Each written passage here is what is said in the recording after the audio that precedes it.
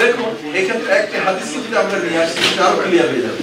রাসূল সাল্লাল্লাহু আলাইহি ওয়াসাল্লাম বলেন আন-নাসু কামাআদিন, যে মানুষ হচ্ছে খনিজ সম্পদের মতো।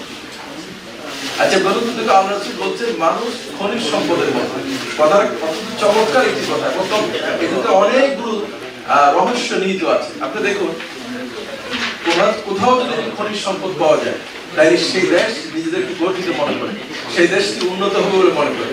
তাহলে খনিজ, আপনি যে খনিজে আপনি তেল পেলেন ওইটা উঠে কি গাড়িতে ঢুকানো যায়? তা তো যায় না, কারণ এটাকে পরিশোধন করার প্রয়োজন হয়। দেন আপনি গাড়িতে দিলে গাড়ি চলবে, উড়োজাহাজ দিলে উড়োজাহাজটা উড়বে। ঠিক একজন মানুষকে আল্লাহ সুবহানাহু আশরাফুল মাখলুকাত বানিয়েছেন, কিন্তু এটা র ম্যাটেরিয়াল, এটাকে যদি পরিশুদ্ধ করা না হয় মানুষের কল্যাণ এটা কাজে লাগবে।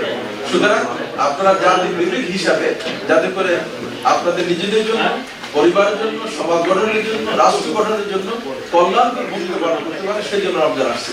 একজন রাসূল কারীম সাল্লাল্লাহু আলাইহি সাল্লাম বলছেন, কোন ব্যক্তি, আল্লাহ হাদিসে বলছে, আল্লাহ সুবহানাহু বলছেন, কোন ব্যক্তি যদি মিথ্যা কথা, মিথ্যা কাজ থেকে নিজেকে বিরত রাখতে না পারে তাহলে ওই ব্যক্তির উপবাস থাকার আল্লাহর কোনো প্রয়োজন নাই।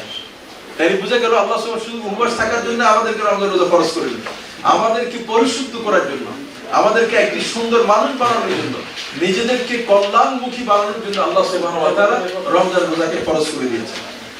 সেজন্য আমি যে জিনিসটি অনুরোধ করব আমাদের সকলকে, আমরা আপনাদের প্রতি অনুরোধ থাকবে যে নিঃসন্দেহে আপনারা কল্যাণকর ভূমিকা পালন করার জন্য চেষ্টা করেছেন। আমি নিজেকে উন্নত করার জন্য তার মাত্রা কোনো সীমা নেই। এই যে আপনি এবং আমি নিজেকে অনেক উপরে নিয়ে যেতে পারি, আমি চেষ্টা করব আমার কথাবার্তায়, আচার আচরণে, লেখালেখিতে, শব্দ চয়নে, সকল ক্ষেত্রে আমি উন্নত করার চেষ্টা করব, ডেভেলপ করার চেষ্টা করব। এই যে তাজকিয়া শব্দ কোরআন শরীফে আসছে, যে ব্যক্তি নিজেকে পরিশুদ্ধ করলো কাদ আফলাহা মান যাক্কা, সেই ব্যক্তি সফল হলো যে পরিশুদ্ধ করতে পারে। এটা নিজেকে ডেভেলপ করা।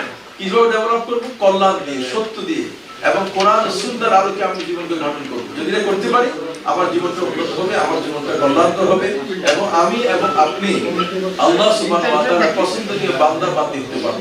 রাসূল কারীম সাল্লাল্লাহু আলাইহি